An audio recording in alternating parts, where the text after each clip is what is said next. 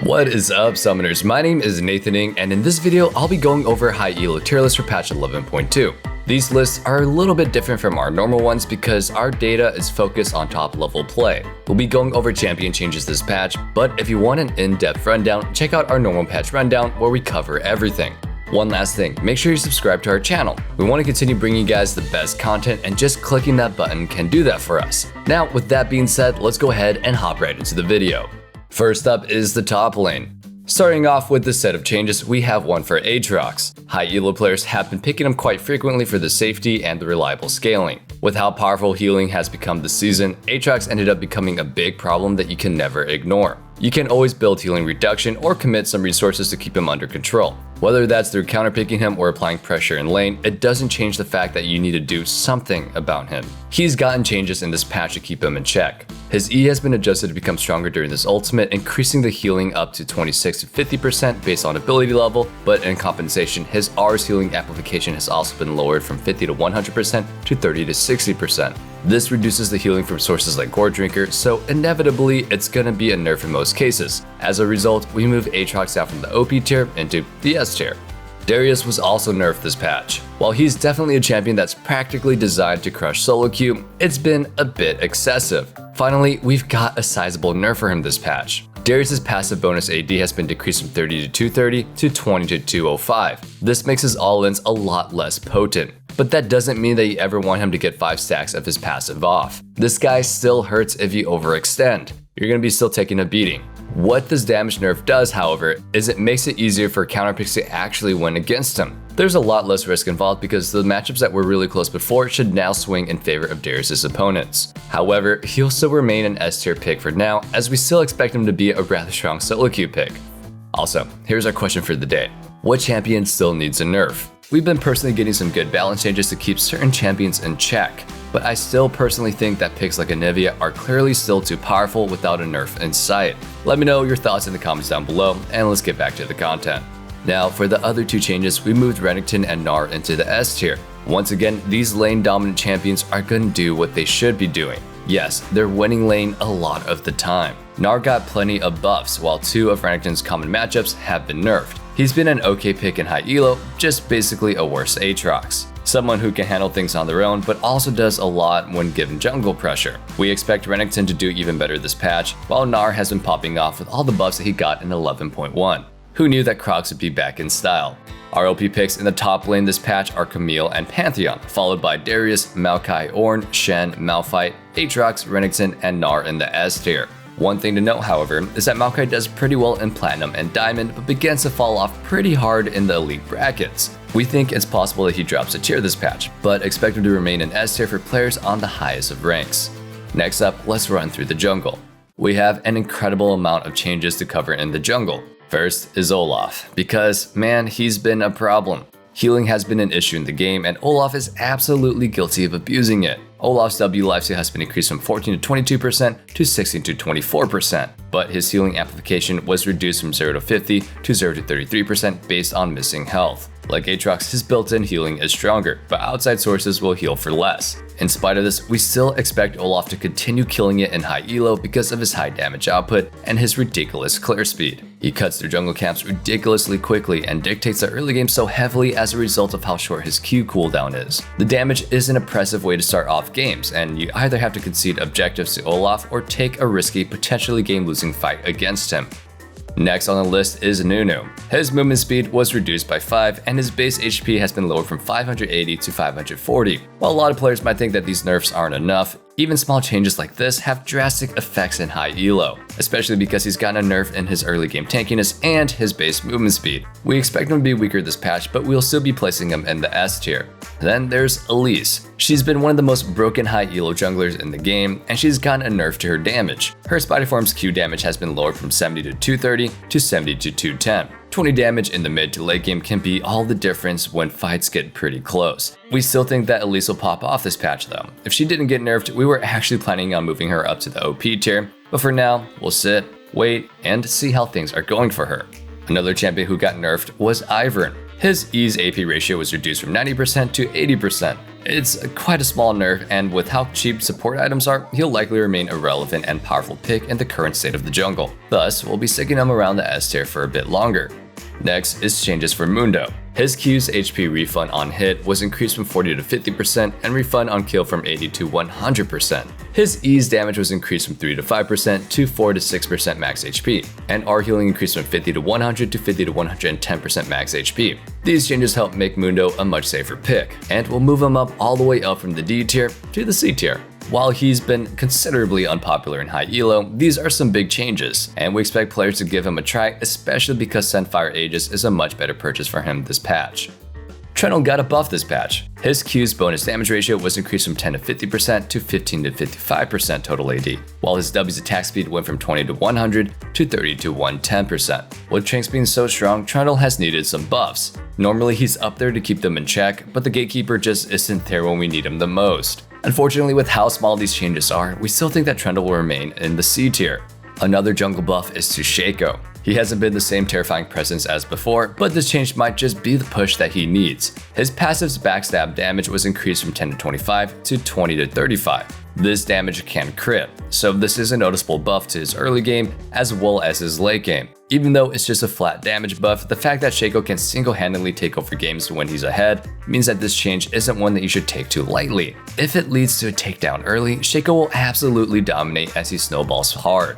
For now, we'll leave him in the B tier. In spite of this buff, Gale Force has been a trending buy on him, and with a nerf to it this patch, there'll probably be some hiccups along the way for Shaco players. Finally, Nocturne is up for some buffs. His Q's cooldown was reduced from 10 to 8 seconds, while his R's cooldown was lowered from 150 to 100 to 140 to 90 seconds. Shorter cooldowns means that Nocturne will have a faster clear speed, stronger skirmishing power, and the ability to turn off the lights more often. Turning things off more often.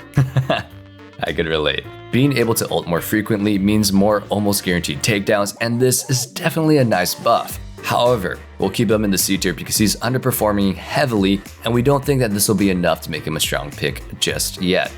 Viego has been released this patch, but we'll be waiting until next patch to officially place him. Make sure you check out our mid-patch update in the near future though. We'll give you guys a better assessment of how strong he is there.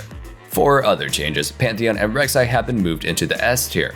These two champions have been popping off in high elo as of late. With the extremely OP junglers being a little bit more balanced than they were during the preseason, other picks have had the chance to shine. While in this case, Pantheon has just been super broken, and the fact that he can flex into jungle can only add his power to his pick. Also, Nidalee and Gragas have been moved to the A tier. Across all ranks, both of these are just doing okay, but in high elo, players are just better at able to take advantage of their strengths. Nidalee's aggressive playstyle, range, and high mobility are all great things that players can take advantage of. They bring out the best in her, and we see her win rate shoot up from an overall 47% to just below 51% in high elo. Gragas is a similar case, as a lot of his power comes from how difficult it can be to avoid ganks. Whenever he has flash, it's almost always a guaranteed kill because he can flash during his E animation to ensure that the stun lands. AP Gragas has been gaining popularity, but we also expect tank Gragas to make a comeback very soon with the item changes this patch. Our OP picks in the jungle are Graves, Kha'Zix, Olaf, and Karthus, followed by Hecarim, Nunu, Evelynn, Kayn, Lilia, Kindred, Taliyah, Elise, Fiddlesticks, Ivern, Pantheon, and Rek'Sai. Next up, let's go ahead and talk about the mid lane. One nerf that players have been asking for is to Akali. She's been on everyone's ban list for a while now. Incredibly frustrating to play against, she's an outplay machine with unfortunately very little that you can do in response. Akali's Q energy has been increased from 120 to 80 to 120 to 100. Those outplays should be less frequent now that she has to get into the auto attack range way more often. Essentially, she exposes herself more often if she wants to maximize her DPS, and this should give players more opportunities to actually punish her. We'll be leaving her in the A tier this patch. LeBlanc got a very small buff on the other hand. Her health per level was increased from 92 to 97, while her Q's mana cost was reduced from 50 to 90 to 50 to 170. These buffs are rather insignificant, so we'll be leaving her in the A tier for now. Next is Azir. His Q's cooldown was lowered from 15 to 7 to 14 to 6 seconds, which will help him out both in his early and late game. This is a big boost to Azir's late game, but the big question is why would you pick Azir over any other scaling mid laners like Anivia or Victor? Players will eventually get better results with other picks, and Azir just feels too risky to justify. You can pick any scaling champion and hope that you get to the late game when you can 1v9 games. But ideally, you want to pick the ones that can get there consistently. With all the assassins in the mid lane right now, it's pretty difficult to pilot a Zir and actually get that good God mode power spike. We'll be leaving him in the C tier this patch. Last but not least, Zoe got some adjustments this patch. Her W has been updated for Season 11. The minion spell drops now include Randuin's Omen, Locket of Iron Solari, Turbo Chem Tank, Shurelia's Battle Song, Yumu's Ghostblade, Gore Drinker, Stridebreaker, and Prowler's Claw. Also, one change that everyone who doesn't main Zoe is happy about is that redemption is no longer a drop. There's also been a bug fix. When you cast a spell from a shard of an item that you already own, it won't put the item in your inventory on cooldown. This change shouldn't drastically make Zoe any weaker or stronger, so she'll be staying in the S tier. If you watch our initial patch rundown, you'll know that Zoe was a little bit lower in our general tier list. Her stats are much higher in high ELO, and while we may not think of Zoe as the hardest champion, there are some things that you need to be aware of when playing her. Matchup knowledge, tips and tricks, you name it. High ELO players have a deeper understanding of her, and if you want to take advantage of a pick like her, you can go ahead and hit up a coach at ProGuides.com to help you out. Here are some few final notes about the mid lane. Some of you guys are probably aware that Galio has been busted. We would have moved him up to the OP tier, but Rocket Bell did have its movement speed nerfed. For Galio especially, this nerf is a pretty big one compared to someone like Echo. Echo is already quite mobile, and while Rocket Bell gives him a movement speed steroid, he can function completely fine without it. Galio, on the other hand, can struggle when trying to chase down his enemies, and the insane movement speed buff from this item helps him out a ton. He'll be staying in the S tier as a result. Also, Kassadin has been moved up to the S tier. Players have started using Everfrost, and it's working quite well on him. The item adds some burst damage, making Kassadin a little bit tankier, and also makes it even harder to escape from him. I mean, what could possibly make a champion with a 2-second blink on his ultimate even scarier? More crowd control is definitely one answer to that long list of potential answers. Our OP picks for this list are Echo, Pantheon, and Anivia, followed by Fizz, Victor, Zed, Annie, Katarina, Galio, Malphite, Zoe, Talon, Yone, Seraphine, and Kassadin in the S tier. Now, let's go ahead and move on to the bottom lane.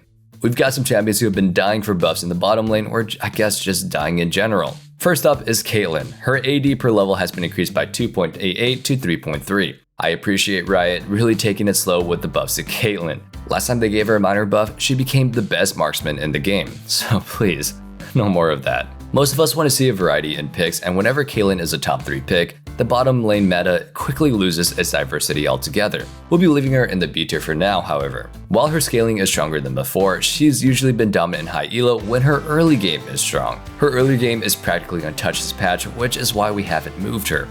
Another champion who's needed a buff is Varus. His mana per level was increased from 33 to 40, while his R's cooldown was reduced from 120 to 60 to 100 to 60. The cooldown buff is juicy, and that reduced cooldown should potentially make it all the difference early on. Realistically, you'll be able to ult 2, 3, or even 4 more times during laning phase depending on how long it drags on. That's 4 more opportunities to break the bottom lane open or potentially snowball into a dragon kill. While this is a noticeable change, Varus has been underperforming far too much for us to justify him moving out to the C tier just yet. But again, we'll give you guys an update on his state in the near future. Senna has also been buffed this patch. She's gotten a lot of them actually, starting off with her attack speed ratio, which was increased from 0.2 to 0.3. Next, her non-kill ghoul spawn now have been increased from 22 to 28%. Gold from ghouls now increased from 3 to 8, and her Q's healing ratio has been increased by 40% AD and 25% AP to 50% AD and 40% AP. These are a big set of changes for Senna, and we moved Senna up to the B tier this patch for the bottom lane. The rest of the bottom lane tier picks remain unchanged as we have Jhin, Kai'Sa, and Misfortune as our OP picks, followed up by Ashe, Draven, Ezreal, Vayne, and Samara in the S tier. Now let's go ahead and wrap things up with supports. It's about time Maokai's support got nerfed. He's been making the game pretty difficult and unfun when he's on the enemy team, and is almost always relevant because of his incredible lockdown as well as high damage. This patch, his E's mana cost was increased from 60 to 80 to 60 to 100, and the AP ratio has been reduced by 1% per 100 AP to 0.8% per 100 AP. This probably won't do anything in top lane Maokai since he's usually going to go full tank. Support Maokai will be taking a hit, but not a big one as his damage comes from Imperial Mandate and the burn damage from Demonic Embrace. However, with how powerful he's been, we still think that he'll remain an OP pick after these nerfs. I mean, he's still going to be annoying as heck to go against, and I'm not looking forward to it. Soraka has gotten some big buffs in contrast. Her Q's health restore was increased from 50 to 90 to 50 to 110, while her W's healing was increased from 80 to 220 plus 60% AP to 90 to 230 plus 70% AP. This is a very nice buff, and builds that incorporate some AP through items like Shirelia's Battle Song, Staff of Flowing Water, or even the riskier ones like Medjai's Soul Stealer are going to be a little bit stronger after this buff. Her sustain has gone up quite a bit, and we think that we'll be keeping an eye on her for this patch. However, with how aggressive the bot lane meta currently is, we still think that she'll be struggling a little bit, and we won't move her either. One change that we made, however, is that we moved Rel up to the S tier. She's been absolutely popping off in high elo, and it seems that Riot was right about her. Give players enough time and they'll eventually figure her out. Rel is great against supports that utilize shields, and of course, that means that she's great against Locket of the Iron Solari users. At the same time, she utilizes it herself to protect her and allies as well with her abilities. Two picks that we'll be keeping our eyes on are on Senna and Pyke. With ridiculous price reductions coming from lethality items, there's room for these two to improve. But because they weren't borderline picks beforehand, we'll hold off on moving them. To conclude, our OP picks for supports are Leona, Maokai, and Thresh, followed by Lulu, Bard, Morgana, Nami, Janna, Alistar, Nautilus, Seraphine, and Rel in the S tier. That's going to be concluding our high elo tier list for patch 11.2. Thank you guys so much for watching, and I hope you guys enjoyed it. Hit me with those funny comments because I always get a good laugh out of the ones talking about being bronze and still watching these videos. Also, a lot of those comments make my day, so make sure to join our Discord where we sometimes run events and have a growing community. You can even talk to me there if I'm ever in that Discord and just hanging out. You can also make friends, so don't be in a moo-moo, ladies and gentlemen. Up until next time though, stay safe, stay healthy, and as always, have a wonderful day. Peace.